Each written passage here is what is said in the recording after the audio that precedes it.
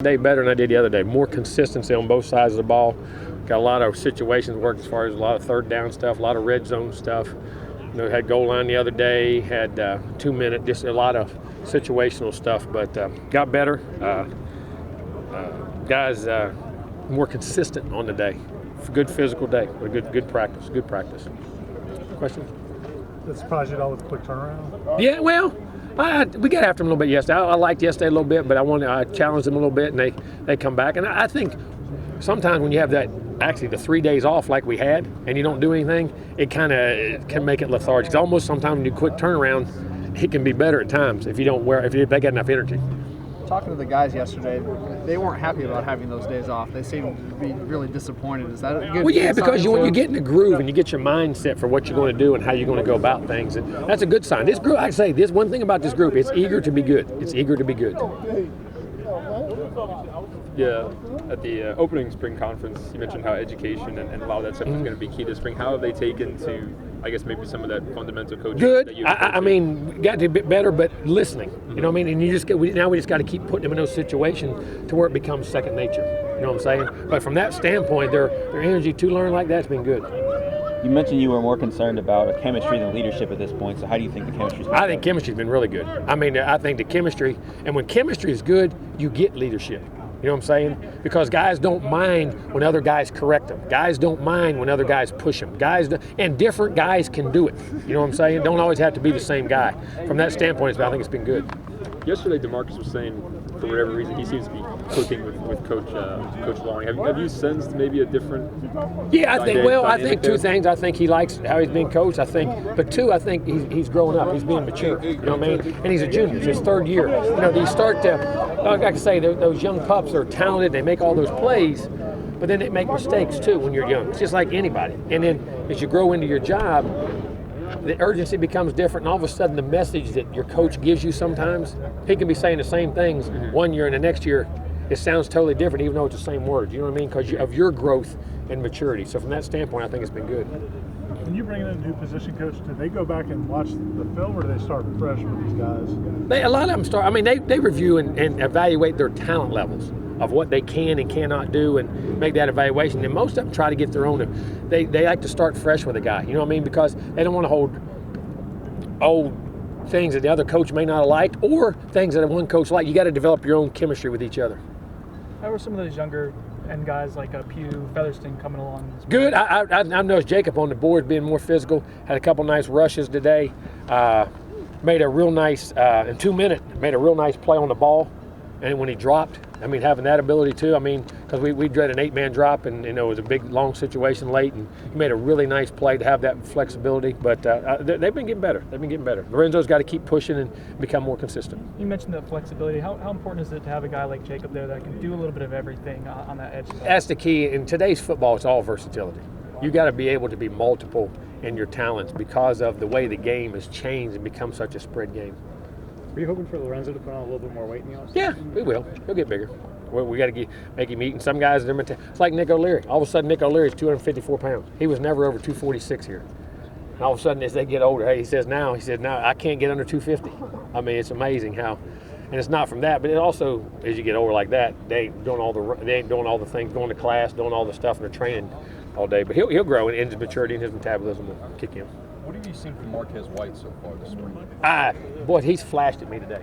Marquez made 3 or 4 really good plays that you say weren't bad throws, weren't bad routes, made good plays. You know what I mean? He ad-libbed and slid under a guy one time and batted the ball. Just made some really good plays. The last 2 days, Marquez has caught my eye. What's the biggest difference with Dalvin this spring? Consistency, leadership. I mean, not making any mental mistakes with protection, with any of that stuff. You know what I'm saying? I mean, and his reads, his cuts, he's much more patient in his running and being more, doesn't miss the holes as much and really understands the whole scheme better. Marquez said yesterday that he felt like he might be the starting corner if you guys had to go tomorrow. Is that where he is right now in your mind? He would be. He would have a great shot. I think he's playing good football. Coach, how's Warren Stample? Good. He's sick. He's still one of them, but still, we thought we were going to get him back today, and he came in this morning, he was still throwing up and nauseous, and we held him today, so he didn't go today. Have you had a chance to talk to Jameis about Pro Day and him working out? Yeah, I've talked 2 or 3 times, quite often. I think it's going well. What's it like for you for these guys to be able to work out on pro day? And obviously it's not your first time, but what's it like for you to just see all these guys? It's the fin. What I'm saying is, everybody says, well, the season's over, it's over. No, it didn't. It didn't finish till the draft, and all those guys, they graduate school and they go to where they're going to go in the draft. It's all part of the whole process here of developing our players. It's not just about the team and winning games. You're helping them graduate, but you're also helping them go to that next level. We're putting more guys out than anybody, and it's very rewarding and proud. We're proud and feel like we're doing the right things for these guys as we're winning games and giving them their dreams and chances to become who they want to become. It's Jameis in particular. I mean, obviously he had a great combine showing. Is he excited to come back and work out? Oh yeah, heck, Jameis. If you want to play ball, if you want to go play in the parking lot, he'd be excited. Have you ever seen him not excited to play?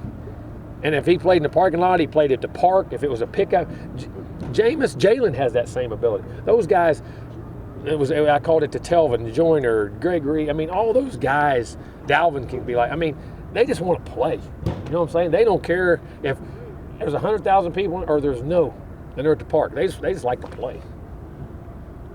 Jimbo, when you have a lot of guys out, like at linebacker, can you even think about the team stuff, or are you just focused on teaching who's out there? Oh, you teach who's out there, and it's team because you let those guys develop because you develop depth, but also you're still letting the other guy, you're still watching the D-line, the safeties, the corners, all that part of it. When when other parts get in there, but some of those young guys are doing a good job. I thought Terrell Lyons is making a lot of progress. Roderick Hoskins is doing some really good things. We held Terrence today. He was having a good day yesterday. He stubbed that toe on us. I hold him today, Sunday, and then scrimmage him a little bit on Saturday because we don't have to see a lot of it. But from that standpoint, on Monday, excuse me. Coach, how's McGuire look at this point in the spring? I thought he played really well today. Yesterday was a good day. I'm going to say a B-plus day. Today was probably A-minus day. I thought he in the red zone, made some big-time throws. And Izzo and Maven Sanders made some big-time catches down in that red zone today. Those big bodies, I was proud of them. Guys were covered, and they were putting balls in the right spot. Guys were jumping up, making plays. I thought Sean had one of his best days, and it was really good. And because it was third down, it was red zone, it was situational play. I liked what I saw there today. It seems like, based on your comments and some of the players, that Sean's separated himself from maybe the other quarterback group. Well, I think he does from a knowledge standpoint. Mm-hmm. You know what I mean? When you have that much knowledge, you've been in the system 3 years, it does. But he's playing good. He makes mistakes like everybody else. Like Jameis made mistakes in practice. That's how everybody learned. But I've been pleased with the way he's playing. How about getting them and making big, not just managing the game, making plays down the field. Mm-hmm. Making plays down the field.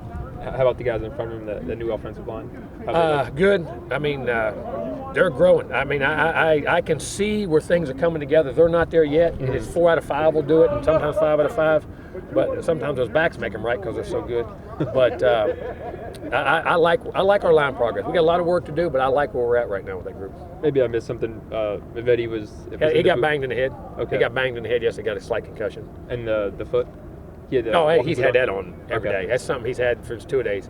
He had an ankle and a little thing in his ankle heel right there that when he walks around, this takes pressure off of it. When you're 330 pounds and you walk normal, that hurts. That hurts. So it just keeps pressure off of it. But he got banged in the head yesterday. Okay. He and Derek Kelly. Derek Kelly got banged in the head. They had to hold him today. When you scrimmage on Monday, who first at tight end? I don't know. We'll figure it out when we get in there. We'll look at it. Both of them, there's no first. All these jobs are open. We'll just throw whoever we throw out there doesn't mean anything either. How they got to go play. Izzo's doing good. Maven's doing good. Kerr's been sick. He's been playing good. He's had the bug. So. All right. Bobo sick also. Yeah. Yes. Bobo came in this morning. We thought he was good. We got daggone Erman back and got those legs back, and we're getting Bobo. And then Bobo come in this morning throwing up sick. So.